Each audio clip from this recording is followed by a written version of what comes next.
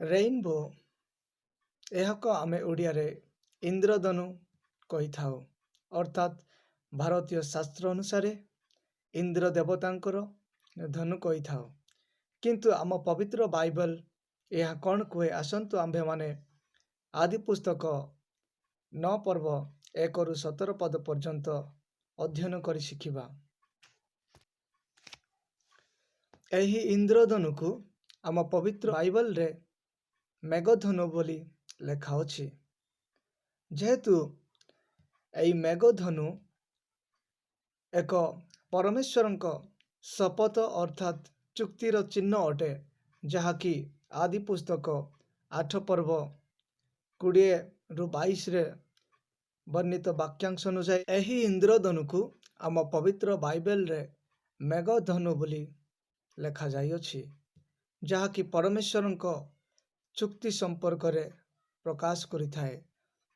ତାହା ଆଦି ପୁସ୍ତକ 9 ପର୍ବ 13 ଓ 17 ପଦରେ ଏହିପରି ଲେଖା ଅଛି।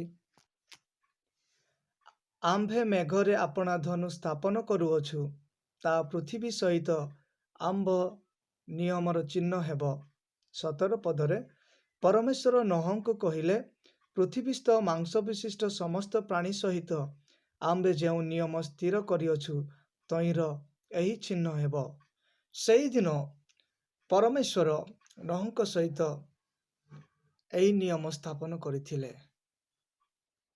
ପରମେଶ୍ୱର ନୋହଙ୍କର ଦ୍ୱାରା ଉତ୍ସର୍ଗୀକୃତ ହୋମ ବଳିରେ ସନ୍ତୁଷ୍ଟ ହୋଇ ମନୁଷ୍ୟ ହେତୁ ସମସ୍ତ ପ୍ରାଣୀକୁ ବିନଷ୍ଟ କରିବେ ନାହିଁ ବୋଲି ମନେ ମନେ କହିଲେ। ତଦନୁଯାୟୀ ପରମେଶ୍ୱର ନୋହଙ୍କ ସହିତ ଏକ ନିୟମ ସ୍ଥାପନ କଲେ ଯେ ଜଳ ଦ୍ୱାରା ଏବଂ ମନୁଷ୍ୟର ପାପ ହେତୁ ସମସ୍ତ ପ୍ରାଣୀକୁ ବିନଷ୍ଟ କରିବେ ନାହିଁ। ତେଣୁ ପରମେଶ୍ୱର ନୋହଙ୍କ ସହିତ ଏପରି ଏକ ନିତ୍ୟସ୍ଥାୟୀ ନିୟମ ସ୍ଥାପନ କଲେ, ଯାହା ଆଜି ମଧ୍ୟ ପୃଥିବୀର ଧରାପୃଷ୍ଠ ମଧ୍ୟରେ ସାକ୍ଷ୍ୟ ହୋଇ ବିଦ୍ୟମାନ ହୋଇ ଆସୁଅଛି। ଆଉ ଏହି ଚିହ୍ନକୁ ଆମ୍ଭେମାନେ ଉଦ୍ଧାରର ଚିହ୍ନ ବୋଲି ମଧ୍ୟ କହିପାରିବା। ଯେହେତୁ ଆଦି ପୁସ୍ତକ 9 ପର୍ବ 15ରେ ଲେଖାଯାଏ, ତହିଁରେ ତୁମ୍ଭମାନଙ୍କ ସହିତ ଓ ମାଂସ ବିଶିଷ୍ଟ ସମୁଦାୟ ପ୍ରାଣୀ ସହିତ ଆମର ଯେଉଁ ନିୟମ ଅଛି, ତାହା ଆମ୍ଭର ସ୍ମରଣ ହେବ। ତହିଁରେ ସବୁ ପ୍ରାଣୀର ବିନାଶାର୍ଥେ ଜଳପ୍ଲାବନ ଆଉ ହେବ ନାହିଁ। ଏହିପରି ଭାବେ ପରମେଶ୍ୱର ନୋହଙ୍କ ସହିତ ଏକ ନିୟମ ସ୍ଥାପନ କରିଥିଲେ ଯେ ଆଉ ଏହି ପୃଥିବୀରେ ଜଳପ୍ଲାବନ ଦ୍ୱାରା ବିନଷ୍ଟ ହେବ ନାହିଁ। ଆଉ ସମସ୍ତ ପ୍ରାଣୀ ବର୍ଷା ଦ୍ୱାରା ବିଲୁପ୍ତ ହେବେ ନାହିଁ ବୋଲି ନୋହଙ୍କୁ ଏକ ଭରସାଯୁକ୍ତ ବାକ୍ୟରେ ତାଙ୍କୁ କହୁଅଛନ୍ତି ଯେ ଏହି ପୃଥିବୀ ଏହି ସମସ୍ତ ପ୍ରାଣୀ ଜଳପ୍ଲାବନ ଦ୍ୱାରା ଆଉ ନଷ୍ଟ ହେବ ନାହିଁ ବୋଲି ଏକ ଆଶାର ବାଣୀ ନୋହଙ୍କୁ ଜଣାଉଅଛନ୍ତି। ତେଣୁ ଏହା ଏକ ଆମ୍ଭମାନଙ୍କ ନିମନ୍ତେ ଉଦ୍ଧାରର ଚିହ୍ନ ବୋଲି କହିପାରିବା। ଆହୁରି ଏହା ବର୍ଷାର ସମାପ୍ତି ହେବାର ଚିହ୍ନ ବୋଲି ମଧ୍ୟ କହିପାରିବା। ତେଣୁ ଏହାକୁ ଆମ୍ଭେମାନେ ପରମେଶ୍ୱରଙ୍କ ଦ୍ୱାରା ସ୍ଥାପିତ ଏକ ଚିହ୍ନ ଅଟେ।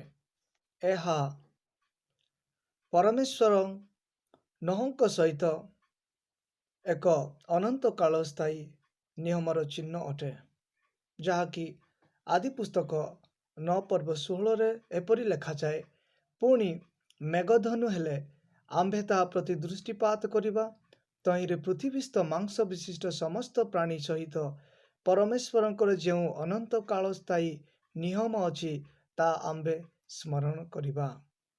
ବାସ୍ତବିକ ଏହି ମେଘଧନୁ ଏକ ଅନନ୍ତ କାଳ ସ୍ଥାୟୀ ନିୟମର ଚିହ୍ନ ଅଟେ, ଯାହା ପରମେଶ୍ୱର ନୋହଙ୍କ ସହିତ ସ୍ଥାପନ କଲେ ଯେ ସେହି ଦିନଠାରୁ ଆଜି ପର୍ଯ୍ୟନ୍ତ ଏହି ନିୟମ, ଏହି ଚିହ୍ନ ଆମ୍ଭମାନଙ୍କର ଏହି ଧରାପୃଷ୍ଠରେ ଦେଖିବାକୁ ପାଉଅଛୁ।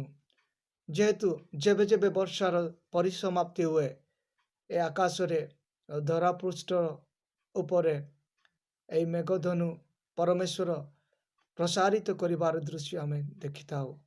ଏହିପରି ଭାବେ ଅନନ୍ତ କାଳ ସ୍ଥାୟୀ ଚିହ୍ନ ରୂପେ ପରମେଶ୍ୱର ସେଦିନ ନୋହଙ୍କ ସହିତ ସ୍ଥାପନ କଲେ। ତେଣୁ ଆଦ୍ୟାବଧି ଆମ୍ଭେମାନେ ବର୍ଷାର ସମାପ୍ତିରେ ଏହି ଚିହ୍ନ ଦେଖିବାକୁ ପାଇଥାଉ, କିନ୍ତୁ ଏହାର ରହସ୍ୟ ବିଷୟ ଆମେ ଜାଣିନଥାଉ। ବିଭିନ୍ନ ଜାଗାରେ ଏହି ଧରାପୃଷ୍ଠରେ ବର୍ଷାର ସମାପ୍ତିରେ ପରମେଶ୍ୱର ଆପଣାର ନିୟମକୁ ସ୍ମରଣ କରି ମେଘ ଉପରେ ଆପଣା ଧନୁ ପ୍ରସାରିତ କରନ୍ତି, ଯାହାକି ଆମେ ଦେଖୁ ଏବଂ ଏହାର ସୌନ୍ଦର୍ଯ୍ୟ ଉପଭୋଗ କରିଥାଉ ଏବଂ ଏହା ଦେଖିବା ପାଇଁ ଆମ୍ଭମାନଙ୍କର ମନ ଉଲ୍ଲସିତ ଏବଂ ଆନନ୍ଦିତ ହୋଇଥାଏ। ଏହିପରି ଏକ ପରମେଶ୍ୱରଙ୍କ ମହାନ ଆଶ୍ଚର୍ଯ୍ୟର କର୍ମ ପ୍ରକାଶ କରିଥାଏ ଏବଂ ନିତ୍ୟ ନିତ୍ୟ ପ୍ରତିଦିନ ବିଦ୍ୟମାନ। ଏହି ମେଘଧନୁ ଦେଖାଯିବା ଦ୍ୱାରା ପରମେଶ୍ୱରଙ୍କ ମହାନ ଆଶ୍ଚର୍ଯ୍ୟ କର୍ମ ପ୍ରକାଶିତ ହୋଇବାର ବିଷୟ ଆମ୍ଭେମାନେ ଦେଖିବାକୁ ପାଉଅଛୁ। ତେଣୁ ଏହି ଚିହ୍ନ ଯେପରି ଆମ୍ଭେମାନେ ଜାଣୁ ପବିତ୍ର ବାକ୍ୟାଂଶରୁ, ଯେପରି ପଢ଼ି ଜାଣିବା ଏବଂ ଆତ୍ମାରେ ବଢ଼ିବା, ଏଥି ନିମନ୍ତେ ଆମ୍ଭେମାନେ ସର୍ବଦା ପ୍ରଭୁଙ୍କ ବାକ୍ୟ ପ୍ରତି ମନୋଯୋଗୀ ହେବା ଆବଶ୍ୟକ।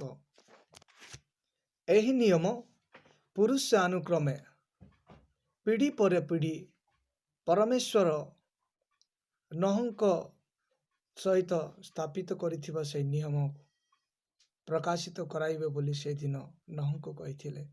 ଆଜି ମଧ୍ୟ ଆମ୍ଭମାନଙ୍କର ଏହି ଦୈନନ୍ଦିନ ଜୀବନରେ ବର୍ଷା ସମାପ୍ତି ହେବା ପରେ ଏ ଧରାପୃଷ୍ଠରେ ଆକାଶର ମେଘର ବକ୍ଷରେ ଏହି ଧନୁ ଦେଖିବାକୁ ପାଇଥାଉ ଏବଂ ଏହା ଅତି ସୁନ୍ଦର ଅଟେ। ଏହା ପରମେଶ୍ୱରଙ୍କ ମହାନ ଆଶ୍ଚର୍ଯ୍ୟର କର୍ମ ପ୍ରକାଶ କରିଥାଏ। ଏପରି ମହାନ ପରମେଶ୍ୱରଙ୍କୁ ଆଜି ଆମ୍ଭେମାନେ ଜାଣୁଅଛୁ, ଆରାଧନା କରୁଅଛୁ। ଆଜି ତାଙ୍କୁ ଜାଣି ତାଙ୍କଠାରେ ବିଶ୍ୱାସ କରି ତାଙ୍କର ସେହି ବାକ୍ୟରେ ଆମ୍ଭେମାନେ ଅଗ୍ରସର ହେବା ପାଇଁ ସର୍ବଦା ଚେଷ୍ଟା କରିବା। ଆଜି ତାଙ୍କର ସେ ଅନନ୍ତ କାଳ ସ୍ଥାୟୀ ଚିହ୍ନକୁ, ନିୟମକୁ ଜାଣି ଦେଖି ଯେପରି ଆମ୍ଭେମାନେ ଆମ୍ଭମାନଙ୍କର ବିଶ୍ୱାସ ଜୀବନକୁ ସ୍ଥିର କରିବା, ଏଥି ନିମନ୍ତେ ସର୍ବଦା ତାଙ୍କ ବାକ୍ୟ ଦେଇ ଆମ୍ଭମାନଙ୍କର ଜୀବନକୁ ଗଢ଼ିବା। ପରମେଶ୍ୱର ଆମ ପ୍ରତ୍ୟେକଙ୍କୁ ଆଶୀର୍ବାଦ କରନ୍ତୁ।